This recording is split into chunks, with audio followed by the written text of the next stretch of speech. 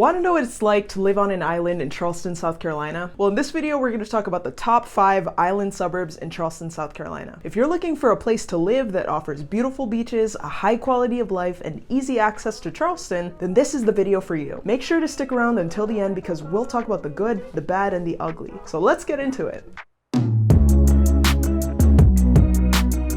Now before we get into the list, we're going to look at these key factors, and those are population, median home price, commute to downtown, as well as convenience and public schools. First on our list is the Isle of Palms. No, not Isle of Palms. I mean Isle of Palms.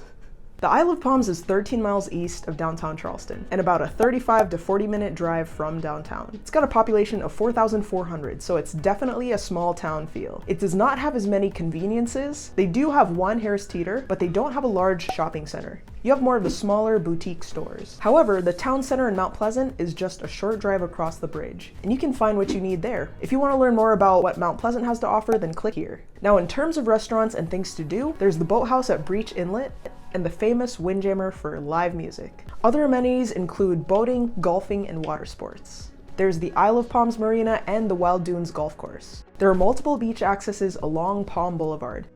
And there's the Isle of Palms County Park with restroom and shower facilities, as well as a picnic area. Now let's talk about the housing situation in the Isle of Palms. So the median price in the Isle of Palms is $1.3 million, according to the Charleston Trident Association of Realtors. So this is definitely one of the more pricey areas on the list. Of course, you'll find a lot of waterfront properties here with private beach access. Popular communities include the Forest Trail subdivision and Wild Dunes. In the Forest Trail subdivision, you'll find traditional single-family homes ranging from 2,000 to 5,000 square feet. And in Wild Dunes, you'll find a mix of single-family homes and condos. The Wild Dunes Resort has multiple golf courses, dining options, and a marina, so this would be a great place to retire. Now, one thing about schools is that there are no public schools on the Isle of Palms itself. Isle of Palms students usually go to school either in Mount Pleasant or on Sullivans Island. And there's another big con that I do need to mention. That is the traffic to and from the island gets blocked up when summer rolls around because it's a popular beach for tourists. And if you want to learn more about the Isle of Palms, click here. Now, before we get into the next island on the list, if you're enjoying this video even half as much as my mom does, then smash that like button below. Next stop is the popular James Island, South Carolina. James Island was ranked number 4 in best suburbs to live in Charleston. James Island is right over the bridge from downtown Charleston. It's 4 miles south and it will take you an excruciatingly long 8-minute drive.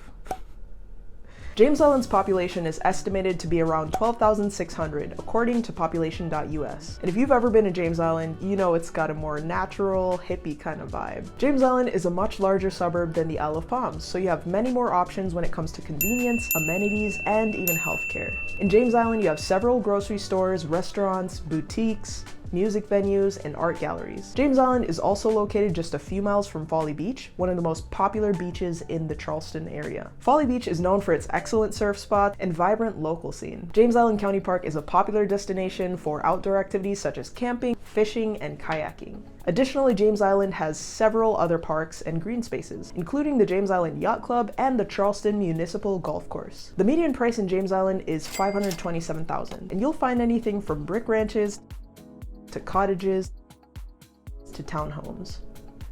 And in terms of schools, you do have more options than you did with Isle of Palms. There's the top-rated schools like Harborview Elementary, Camp Road Middle, and Porter Gowd. Porter Gowd Private School is right across the bridge in West Ashley. According to Dwellix.com, there is a high math proficiency and high proficiency in reading and language arts. Now, one of the biggest cons again is the traffic in James Island. The James Island connector gets backed up daily, and also the traffic going towards Folly Beach is especially busy during the summer. And before we move on to the next island, here's a word from our sponsor. Are you tired of living in a place that doesn't inspire you? Then hit that subscribe button and let me show you how Charleston can change your life. It's like a breath of fresh air for your soul.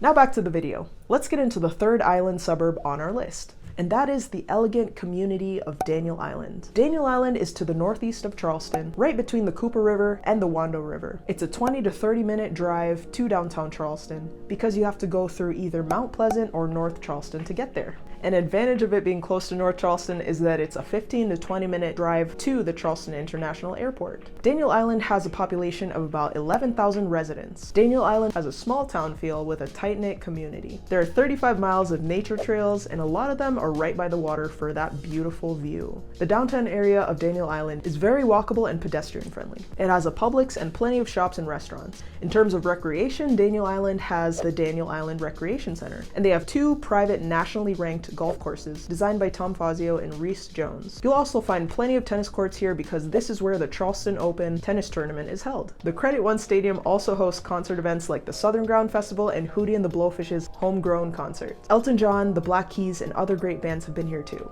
2 of the biggest employers in Daniel Island are the software companies Blackbaud and Benefit Focus. Both of these companies are causing growth in the tech and startup industries in Charleston, and they provide additional employment opportunities right on Daniel Island. Daniel Island accommodates different lifestyles from young professionals to retirees. Daniel Island's median home price is $1.15 million, and you'll find anywhere from condos in the 400s to homes in the multi-million-dollar range.